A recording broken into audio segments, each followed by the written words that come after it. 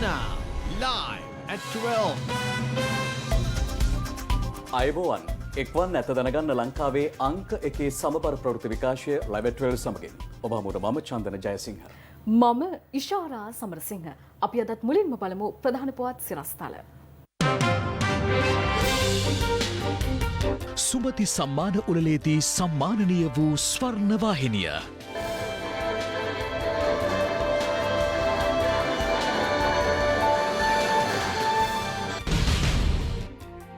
රට දිනවන ප්‍රතිපත්ති මාලාවට විපක්ෂය පහර ගසමින් සිටින බව ජනපති කියයි. පොඩි ළමයි දැකලා නැති හින්දා යුද්ධය ගැන දන්නෙත් නැහැ. මේ කරපු සංවර්ධන ගැන දන්නෙත් නැහැ. මහලු වෙච්ච අයට ඒගොල්ලන්ට අමතක වෙලා හොඳ ගන්නේ නැහැ. ඒකෙන් විපක්ෂයේ ප්‍රයෝජනය ගන්නවා. නව ව්‍යවස්ථාවට නිදහස් පක්ෂයෙන් යෝජනා. යාපනයේ සිදු වූ රියානතුරකින් එකම පවුලේ පියා සහ දරුවන් දෙදෙනෙකු මරුට.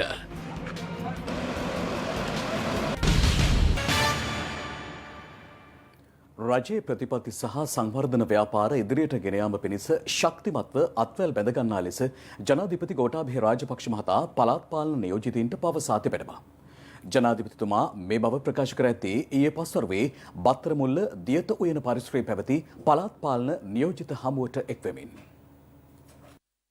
බස්නාහිර වයඹ සහ දකුණු පළාත්වලින් පැමිණි පළාත් පාලන නියෝජිතයන්ගේ හමුවක් බත්තරමුල්ල දියත උයන පරිසරයේදී ඊයේ පස්වරුවේ පැවැත්වුණේ ජනාධිපති ගෝඨාභය රාජපක්ෂ මහතාගේ ප්‍රධානත්වයෙන්.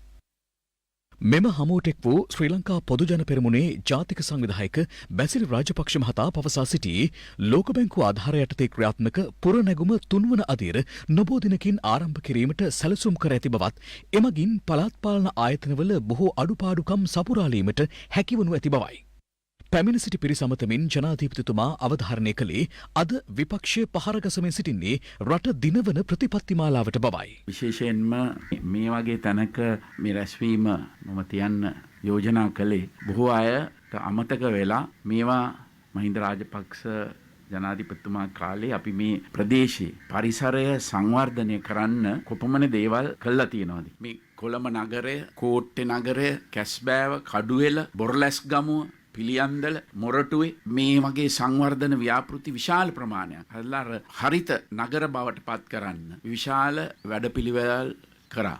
ඒවා අද මම හිතන්නේ විපක්ෂය බොහෝ වෙලාවට මේ ළමයිව පාවිච්චි කරනවා. කුඩා ළමයි. මොකද ඒ අයට යුද්ධය ගැන දන්නෙත් නැහැ. මේ කරපු සංවර්ධන ගැන දන්නෙත් නැහැ. ඒගොල්ලෝ බාල වයස් එක්තකොට. ඒගොල්ලන්ගේ නොදැනුවත්කම අන්ද මම එනකොට කියා ආවේ ඒ අය ගන්නවා පොඩි ළමයි දැකලා නැති හින්දා දන්නේ නැහැ. මහලු වෙච්ච අයට ඒගොල්ලන්ට අමතක වෙලා හොඳ ගන්නේ නැහැ. ප්‍රශ්නේ වෙලා තියෙන්නේ. ඉතින් ඒකෙන් විපක්ෂයේ ප්‍රයෝජනය ගන්නවා. මේවා ගැන කතාවත් කරද අපි ගියාට පස්සේ අවුරුදු 5ක් තිස්සේ මේවා කිසි දෙයක් මේවා මේන්ටේන් කරන්නේ. අපි ආපහු ඒවනවත මේන්ටේන් කරන්න පටන් අරගෙන තියෙන්නේ. ඉතින් මේ වගේ දැන් අපි ආවට පස්සේ දැන් බලන්න විශේෂයෙන්ම ගාල්ල, කළුතර, ගාල්ල, මාතර මේ වගේ ප්‍රදේශවල කටුපොල් වගා කළා විශාල ප්‍රශ්නයක් තිබුණා. අපෙන් ඉල්ලුවා මේවා තහනම් කරන්න. මේ පරිසරයට විනාශයක්. අපි ඒව තහනම් කරා. හැබැයි තහනම් කරන්න ඉස්සෙල්ලා උද්ඝෝෂණ වුණා. තහනම් කරයින් පස්සේ ඒව ගැන කිසිම කතාවක් නැහැ. අපි කියන්නේ නෑ ඒව ගැන මේ පරිසරය වෙනුවෙන් මොනවද කරේ කියන එක. දකින්නට ඇති සෝලා පව පොඩි ප්‍රොජෙක්ට්ස් 800ක්. ඇත්තටම අපි 7000ක් ලංකාව පුරාම කුඩා ව්‍යාපාරිකයන් සඳහා එයාට අවස්ථාව දීලා පොඩි ව්‍යාපාරිකයින්ට 800කට පළවෙනි 800 අපි පත්තරවල දකින්න ඇති ඇඩ්වර්ටයිස් කරා. දැන් බලන්න මේ හැම එකකින්ම කරන්නේ අර තෙල් භාවිතය අඩු කිරීම. ඒකෙන් පරිසර විනාශය, මේ වායුගෝලීය විනාශය සම්පූර්ණයෙන්ම අඩු වෙනවා. විශාල පරිසර සංරක්ෂණ ව්‍යාපෘතියක්. දැන් ඒවා ගැන මේ පරිසරය ගැන කතා කරන අය කතා කරන්නේ නැහැ. පරිසරය ආරක්ෂා කරන්නට පදනම් වන මූලික කරුණු විශාල ප්‍රමාණයක් අපි ප්‍රතිපත්තිමය වශයෙන් ඉදිරිපත් කළ ක්‍රියාත්මක කරන ජනාධිපතිවරයා, පාර්ලිමේන්තුව ඇමතිවරු, රාජ්‍ය ඇමතිවරු, මන්ත්‍රීවරු ඒ වගේම පළාත් පාලන ආයතනවල තමුන්නාන්සෙලා මේ රජය පත් කළා වගේම ඒ රජය ඉදිරියට ගෙනියන්නට අපේ ප්‍රතිපත්ති ඉදිරියට ගෙනියන්නට තමුන්නාන්සලාගේ සම්පූර්ණ සහභාගීත්වය අවශ්‍ය වෙනවා. නැත්නම් මේක ඉදිරියට ගෙනියන්නට පුළුවන් වෙන්නේ නැහැ. ඒක ඉතාමත්ම වැදගත්. නව ආණ්ඩුක්‍රම ව්‍යවස්ථාව තුළ මැතිවරණ ක්‍රමය සංශෝධනය විය යුතු බව කම්කරු අමාත්‍ය නිමල් සිරිපාල ද සිල්වා මහතා පවසනවා. නව ආණ්ඩුක්‍රම ව්‍යවස්ථාවට ශ්‍රී ලංකා නිදහස් පක්ෂයේ යෝජනා ව්‍යවස්ථා සම්පාදන කමිටුවට බාර දීමෙන් අනතුරුව අමාත්‍යවරයා වාදය වෙත අදහස් දක්වමින් මේ බව සඳහන් කළා. කොළඹ බණ්ඩාරනායක ජාත්‍යන්තර සම්මන්ත්‍රණ ශාලාවේදී ව්‍යවස්ථා සම්පාදන කමිටුව වෙත සිය පක්ෂයේ යෝජනා බාරදීම සඳහා නිමල් සිරිපාල ද සිල්වා මහලේකම් දයාසිරි ජයසේකර යන මහත්වරුන් ඇතුළු පිරිසක් එක්ව සිටියා. යෝජනා මාලාවක් අද ඒ සඳහා පත්කර ඇති විද්වත් මණ්ඩලය ඉදිරියට ඇවිල්ලා අපි ඉදිරිපත් කරා. එහි තියෙන ප්‍රධානම කාරණා තමයි බුද්ධාගම සුරක්ෂිත කිරීම, මූලික මිනිස් අයිතිවාසිකම් පිළිබඳ පරිච්ඡේදය වෙනස් වෙන්නට ඕන, ඒ වඩාත් පුළුල් වෙන්නට ඕන, විශේෂයෙන් පරිසරය සුරක්ෂිත කිරීම. ඊළඟට පළාත් සභා පිළිබඳව අපි ශ්‍රී ලංකා නිදහස් පක්ෂයේ යෝජනා කර තිබෙන්නේ තවදුරටත් බලය විමධ්‍යගත කිරීමේ සංකල්පයට අපි එකඟයි. මැතිවරණ ක්‍රමේ අනිවාර්යම සංශෝධනයක් වෙන්නට ඕන. නව ව්‍යවස්ථාවේ මනාප ඡන්ද ක්‍රමේ නැති කරන්න ඕන. නැති කරලා 70%ක් ආසනවලිනුත් 30% අනුපාතයෙන් මත තේරෙන මනාප ක්‍රමයෙන් තොර වූ මැතිවරණ ක්‍රමයක් පාර්ලිමේන්තුවටත් ඊළඟට තියෙන පළාත් සභා හෝ දිස්ත්‍රික් සභාවලටත් පළාත් පාලන ආයතනවලටත් අපි ලබා දී යුතුයි කියන ඒ මූලික යෝජනාවන් අපි අප්‍රේල් මාසයේ පළමුවනිදා සිට සහතික මිලට පාරිභෝගිකයන්ට සහල් ලබා දීමට කටයුතු කරන බව කෘෂිකර්ම අමාත්‍ය මහින්දානන්ද අලුත්ගමගේ මහතා පවසනවා. මේ අතර සහල් මිල සම්බන්ධයෙන් පක්ෂ විපක්ෂ දේශපාලඥයින් මෙලෙස අදහස් පළ කළා.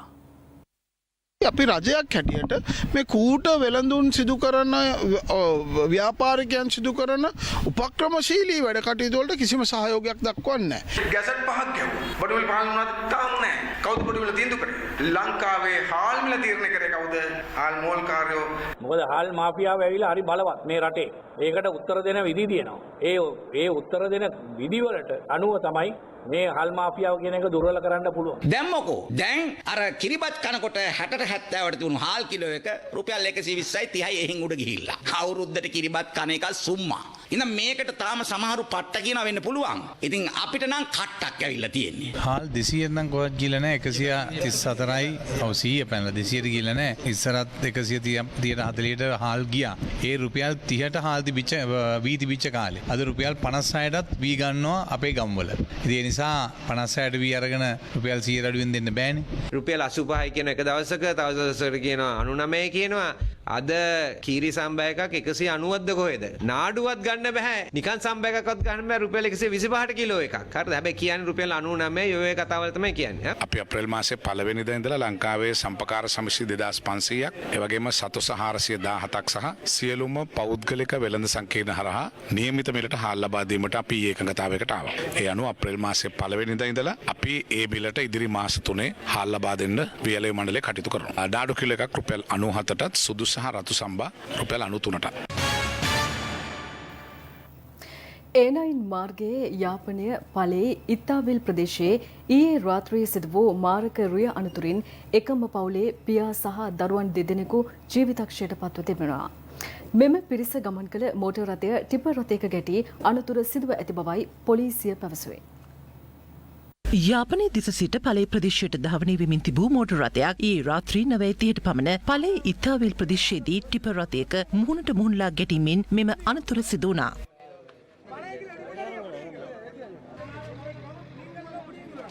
අනතුරින් ඒ ගමන්ගත් එකම පවුලේ පියා සහ 14 සහ 12 හැවිරිදි දරුවන් දෙදෙනා ජීවිතක්ෂයට පත්ව තිබෙනවා.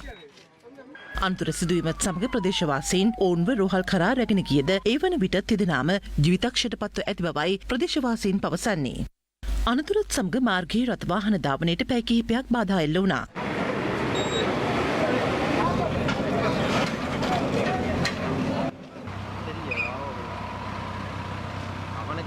ටිපර් රථයේ රියදුරු අනතුර සිදුවීමත් සමග පලාකුස් ඇති බවයි ජනතාව පවසන්නේ. පසුව පොලිසිය පැමිණ ටිපර් රථයේ රියදුරා අත්අඩංගුවට ගෙන තිබෙනවා. අනතුරින් ජීවිතක්ෂයට පත් වූ පුද්ගලයින් පලේ ප්‍රදේශයේම පදිංචිකරුවන් වනවා. මාරක රියන්තුරු වලින් ඊයේ දිනේදී පමණක් පුද්ගලයන් 13 දෙනෙකු ජීවිතක්ෂයට පත්ව ඇති බවයි පොලිස් මාධ්‍ය ප්‍රකාශක නියෝජ්‍ය පොලිස්පති අජිත් රෝහණ මහතා ප්‍රකාශ කළේ. ඊයේ දින ලංකාවේ සිදු මාරක රියානතුරු වලින් පුද්ගල මරණ 13ක් වාර්තා වෙනවා. මෙයින් මරණ 8ක්ම සිදු වී ඇත්තේ ඊයේ දවස ඇතුළත සිදු රියානතුරු වලින්. ඒ වගේම තවත් මරණ 5ක් ඊට පෙර රියානතුරු සිදු වී ඊයේ දින එම තුවාලකරුවන් මිය ගොස් තිබෙනවා. මාර්ග ආරක්ෂාව පිළිබඳ ගැටලු සහගත තත්ත්වයක් මතුවී තිබෙනවා. විශේෂයෙන්ම අප්‍රේල් මාසය ලංකාවේ වැඩිම අනතුරු සිදුවන මාසයක්. ඒ වගේම අප්‍රේල් 10ත් 20ත් අතර කාලය වැඩිපුරම ලංකාවේ අනතුරු සිදුවන දින 10ක කාල පරිච්ඡේදය හැටියට හඳුන්වන්නට පුළුවන්. මේ තත්ත්වයන් පාලනය කර ගැනීමට ශ්‍රී ලංකා පොලිසියට පමණක් හුදෙකලාව හැකියාවක් නැහැ. මාර්ග ආරක්ෂාවට සම්බන්ධ සියලු පාර්ශ්වයන් මෙන්ම රියදුරන් ඒ වගේම ඊට අදාළ අනිකුත් පාර්ශ්වකරුවන්ගේද සහයෝගය අනිවාර්යෙන්ම තිබිය යුතුයි. එළබෙන සිංහල දෙමළ අලුත් අවුරුද්ද වෙනුවෙන් බඩුමිල පහත හෙළීම ඇතුළු ඉල්ලීම් කිහිපයක් මුල් කර ගනිමින් සමගි ජනබලවේගය ඊයේ පුත්තලම හා තංගල යන ප්‍රදේශවලදී විරෝධතාවල නිරත වුණා. එළඹෙන අලුත් අවුරුද්ද වෙනුවෙන් බඩුමිල පහත හෙළීම වනාන්තර එලිකිරීම නතර කිරීම වැනි ඉල්ලීම් කිහිපයක් මුල් කරගෙන සමගි ජන බලවේගය මෙම විරෝධතාවය පැවැත්වුවා. ඊයේ පසුරුවේ පුත්තලම පාලවිය නගරයේදී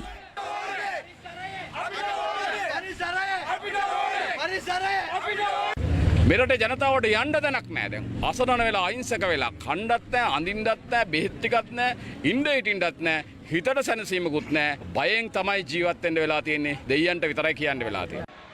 මේ අතර සමගි වනිතා බලවේගයේද ඊයේ දහවල් තංගල නගරයේදී මෙලෙස නිහඬ විරෝධතාවයක නිරත වුණා.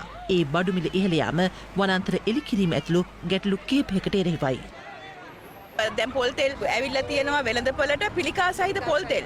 දැන් අපි කොහොමද බය නැතුව අපේ දරුවෙට හරි මුං කැවුම් එකක් රස කැවිල්ලක් එහෙම නැත්නම් කැවුම් ගෙඩියක් එහෙම නැත්නම් කොකිස් ටිකක් කන්නේ කොහොමද අපි මේ වෙලාවට මේ නැකතර වෙලාවල් වෙලා. රත්නපුර කොළුන්න ඕමල්පේ රෝහලට රෝගීන් ඇතුළත් කිරීම හා ප්‍රතිකාර කිරීම පැය ගානකට සීමා කිරීමට රත්නපුර දිස්ත්‍රික් සෞඛ්‍ය බලධාරීන් තීරණය කර තිබෙනවා. මේ නිසා ගැටලු රැසකට මුහුණ දීමට සිදුව ඇති බවයි ප්‍රදේශවාසීන් පවසන්නේ. මේ කොළොන්න ඕමල් පේරෝහලයි. මීට දින කිහිපයකට පෙර සිට මෙම රෝහලේ ගැටලු සහගත තත්වයක් මතුව තිබෙන්නේ රෝහලේ ප්‍රමාණවත් අන්දමට වෛද්‍යවරුන් නොමැතිවීම හේතුවෙන්. වසර 20කට පෙර සිටම පැය 24 පුරා සේවා සැපයූ මෙම රෝහලට අත්වැති ඉරණමයි මේ.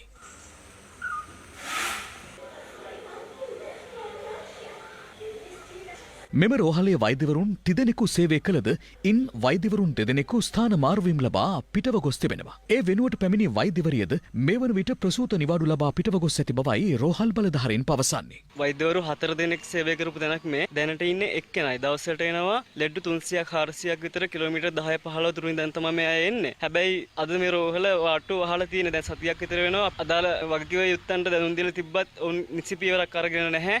මෙවන් වටපිටාවක් තුළ ඕමල්පේ රෝහලේ රෝගීන් ඇතුළත් කිරීම හා ප්‍රතිකාර කිරීම උදෑසන 8 සිට සවස 4 දක්වා සීමා කිරීමට රත්නපුර දිස්ත්‍රික් සෞඛ්‍ය බලධාරීන් තීරණය කර තිබෙනවා. ඒ රෝහලේ එක් වෛද්‍යවරයෙකු පමණක් සිටීම හේතුවෙන් උදේ 8 ඉඳන් 4 වෙනකම් විතරයි සායන පැවැත්වෙන්නේ. 4න් පස්සේ ලෙඩෙක් ආවොත් නතර කරන්න විදියක් නැහැ. නේවාසික පහසුකම් සියල්ල තියෙද්දි නතර කරන්න හැකියාවක් නැහැ කියලා වෛද්‍යවරයා කියනවා. මෙම රෝහල හැර වෙනත් රෝහලකට යාමට විශාල දුර ප්‍රමාණයක් ගෙවා යාමට සිදු ඇති බවයි ප්‍රදේශවාසීන් පවසන්නේ. සෞඛ්‍ය ඇමතිනියගේ දිස්ත්‍රික්කයේ තමයි මේ රත්නපුර දිස්ත්‍රික්කයේ දිස්ත්‍රික්කය තුල තමයි මේ රෝහල පිහිටලා තියෙන්නේ. හැබැයි අද රෝහල වැහෙන තැනකට ඇවිල්ලා තියෙනවා. ඉතින් කියන කනගාටුයි අද අපේ අහිංසක අම්මලා තාත්තලාට යන්න සිද්ධ වෙලා තිනවා කොළොන්න ඇඹිලිපිටිය කියන කිලෝමීටර් 20 30 දුර අවශ්‍ය බෙහෙත් ටික ලබා ගන්නට. රෝහලට ප්‍රමාණවත් තරම් වෛද්‍යවරු ලබා දෙන ලෙසයි ප්‍රදේශවාසීන් බලධාරීන්ගෙන් ඉල්ලා සිටින්නේ. පිට ඩොක්ටර් කෙනෙක් තමයි ඕනේ මේ රෝහලට. ඩොක්ටර්ලා දෙන්නෙක් කතාව ලබා දෙන්න කියලා අපි හිතන්නේ.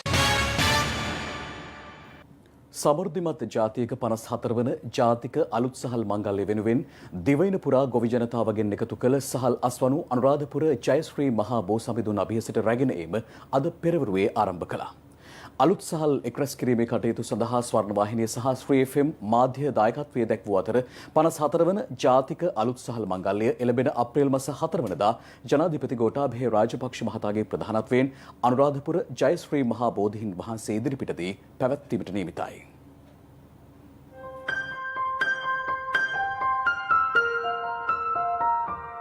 අභිමානමත් ජාතියක් ලෙස ශ්‍රී ලාංකීය ගොවි ජනතාව විසින් වපුරා නෙලාගත් අස්වැන්නේ අග්‍රඵලය බුදුරජාණන් වහන්සේ උදෙසා පූජා කිරීම අලුත් සහල් මංගල්‍යයේදී සිදු කෙරෙනවා.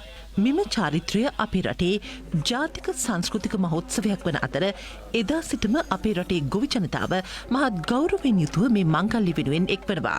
ඊයේ දිනේදීත් අලුත් සහල් මංගල්‍ය වෙනුවෙන් ගොවි ජනතාවගේ සහල් එක්රැස් කිරීමේ කටයුතු මෙලෙස නාත්තණ්ඩිය තබ්බෝව ගොවිජන මධ්‍යස්ථානයේ ඉදිරිපිටදී සිදු කෙරුණා.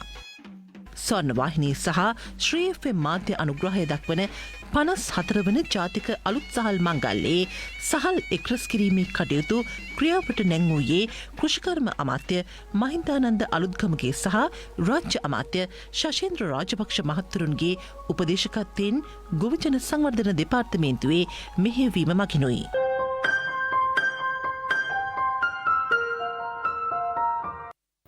ඔබ නැවතත් ලයිව් ඇට් 12 සමගින් ග්‍රාමීය ජනතාවගේ ගැටලුවලට ජනාධිපතිතුමා ඍජුව පිළිතුරු ලබා දෙන ගම සමග පිළිසඳර වැඩසටහනේ 16 වන අදියර මේ වන විට මාතර පිටබැද්දරදී පැවැත්වෙනවා.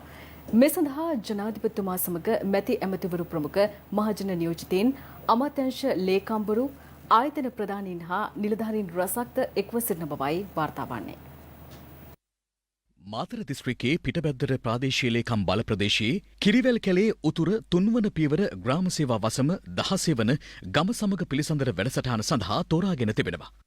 මෙහි වෙසෙන ජනතාවගේ ප්‍රධාන ආදායම් මාර්ගය වන්නේ කුරුඳු, රබර්, ගම්මිරිස්, පොල් ඇතුළු අතුරු භෝග වගාවයි.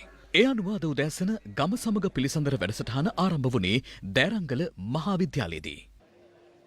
ඔබ බලාපොරොත්තුවෙන් සිටි ගෞරවනීය සම්භාවනීය ඔබේ නායකත්වය අද පෙරවරුවේ මේ විදිහට ජනාධිපති ගෝඨාභය රාජපක්ෂ මහතා 16 වන ජනපති ගම සමග පිළිසඳරක් වැඩසටහන පැවැත්වෙන මාතර පිටබැද්දර දෑරංගල මහාවිද්‍යාලයේ සාකච්ඡා මණ්ඩපය වෙත පැමිණියා. එහිදී ජනාධිපතිවරයාට රැස් සිටි ජනතාවගෙන් ලැබුණේ උණුසුම් ප්‍රතිචාරයක්.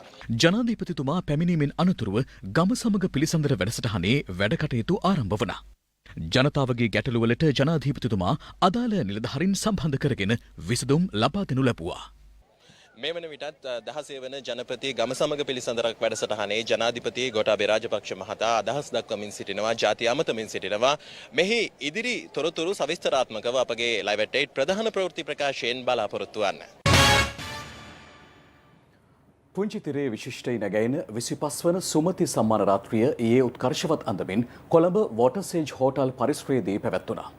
කවදත් කොතැනත් සම්මානනීය වන ශ්‍රී ලාංකේය අභිමානය ස්වර්ණවාහිනිය එහිදී සම්මාන රැසකින්ම පිදුම් ලැබුවා.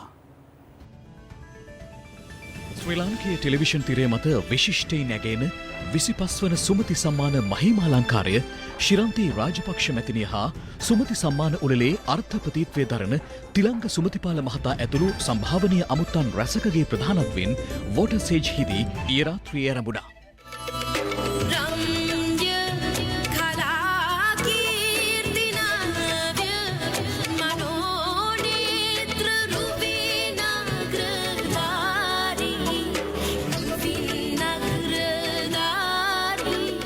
පුංචි තිරේ සියලු ක්ෂේත්‍ර ආවරණය කරමින් විශිෂ්ටයින් අතරින් අති විශිෂ්ටයින් සම්මානනීය වන සුමති සම්මාන මහිමාලංකාරය විචිත්‍රවත් අංග රැසකින් සමලංකෘත වුණා. හිත පුරා මල් පිපෙන වසන්තය හැදිදින් ශ්‍රී ලාංකේය අභිමානය ටෙලිවිෂන් කරණයට කැඳෙන ස්වර්ණවාහිනිය සුමති සම්මාන මහිමාලංකාරයේදී කූට ප්‍රාප්තියට පැමිණියේ ශ්‍රී ලාංකේය ටෙලිනාට්‍ය කලාව තුළ ඉතා කෙටි කලකින් අතිශය ජනප්‍රියත්වයට පත් වූ ටෙලි කලාවේ හැරවුම් ලක්ෂ්‍ය වූ ස්වර්ණවාහිනියේ නාඩගම්කාරයෝ ටෙලි නිර්මාණයේ සරාගේ චරිතය නිරූපණය වෙනුවෙන් සජිත අනුත්තර ඇන්තනී ජනප්‍රියතම නළුවා ලෙසින් සුමති සම්මානයෙන් පිදුම් ලැබුවා.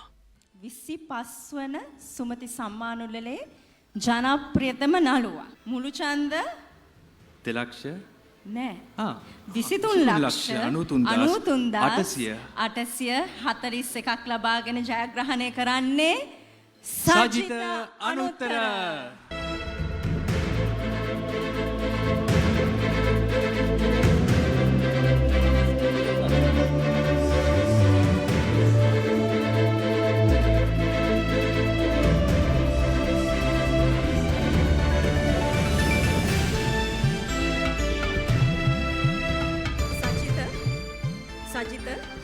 සජිතගෙන් අහන්න ඕනේ මොකද හිතෙන්නේ මං හිතන්නේ ජනප්‍රියතම නළුවා සම්මානය ලැබුණු පළවෙනි වතාව නේද? හරිම සන්තෝසයි. thank you Sumathi thank you මට මේ සම්මානය ලබා දුන්නාට මාව නිර්දේශ කළාට. ඒ වගේම නාටකංකාරයෝ නිසා තමයි මට අද දවසේ මෙහෙම නිර්දේශ වෙන්න ලැබුණෙත් ඒ වගේම සම්මානයට පාත්‍ර වෙන්න ලැබුණෙත්. මේ SMS මනාපය ඔප්පු සියලුම දෙනාට බොහොමත්ම ස්තුතියි. මට අද හරිම සතුටු දවසක්. දැන් තා වැඩි කතා කරොත් ඇඬීද දන්නේ නැහැ. එහෙම වුණොත් වැඩේ නෝන්ඩි වෙනවා. මොකද සරා එහෙම නැහැනේ. මේ කොහොම හරි thank you සරාගේ භාෂාවෙන් කියනවා නම් පින් ඉතින්. පින් කියන්නේ ඉතින් ආයේ අම්මෝ පින්. සුමති සම්මාන මහිමා ලංකාරයේදී ජනප්‍රියතම නිලිය ලෙසින් නාඩගම්කාරයෝ ටෙලිනාට්‍යයේ පාටලීගේ චරිතය නිරූපණය කරන සෙනාලී ෆොන්සේකා සුමති සම්මානය හිමි කරගත්තා. SMS ඡන්ද සහ සුමති ඇප් ඡන්ද සමග මුළු ඡන්ද 11,98,830ක් ලබාගෙන ජයග්‍රහණය කරන්නේ සෙනාලී ෆොන්සේකා. මං හිතන්නේ අයට විශේෂ කාරණාවක් ඇගේ නැන්දනිය අතින්ම සම්මානය ලැබීම.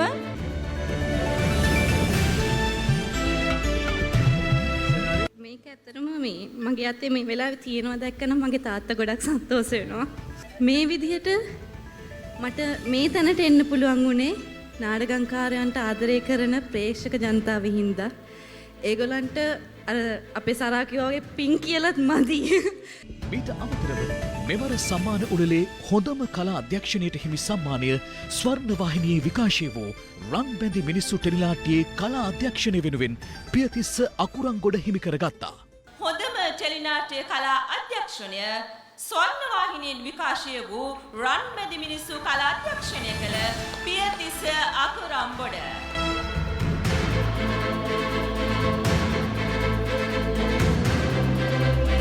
එසේම කවදත් සමබර ප්‍රවෘත්ති නිර්වද්‍ය ලෙස ප්‍රේක්ෂකයා වෙත සංනිවේදනය කරන ප්‍රවෘත්ති සන්නාමය ලයිව්88 ප්‍රවෘත්ති අංශය සම්මාන ද්විත්වයකින් පිදුම් ලැබුවා.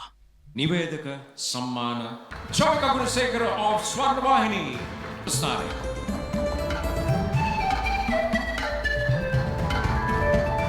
හොඳම රූපවාහිනී ගවේෂණශීලී ප්‍රවෘත්ති වාර්තාකරණයේ දෙවන ස්ථානය ලබන්නේ ලයිව්88 ස්වර්ණවාහිනී. දලක්ෂණාද ලබාගමු එතමයි දෙවන ස්ථානය පිළිගන්නා වූ ගවේෂණශීලී වාර්තාකරණය. ටෙලිතිරය වර්ණවත් කරන දක්ෂයින් අතරින් අති දක්ෂයින් ඇගැයෙන රාත්‍රියේදී ශ්‍රී ලාංකේය ටෙලිවිෂන් කරණය තුළ ස්වර්ණ සලකුණ තබමින් සුමති සම්මාන ලැබූ සැමට ස්වර්ණවාහිනියේ සාඩම්බර උත්තමාචාරය. සුපිරි ඉන්දීය ක්‍රිකට් ක්‍රීඩක සචින් තෙන්ඩුල්කර් කොවිඩ් ආසාදිතයෙකු බව තහවුරු වී ඇතැයි ඔහු සිය ට්විටර් ගිණුමේ සටහනක් තබා ඇති බව අද විදෙස් මාධ්‍ය වාර්තා කළා. ඒ සමගින් දැනට අප සමුගන්නවා. ඔබට සුබ දවසක්.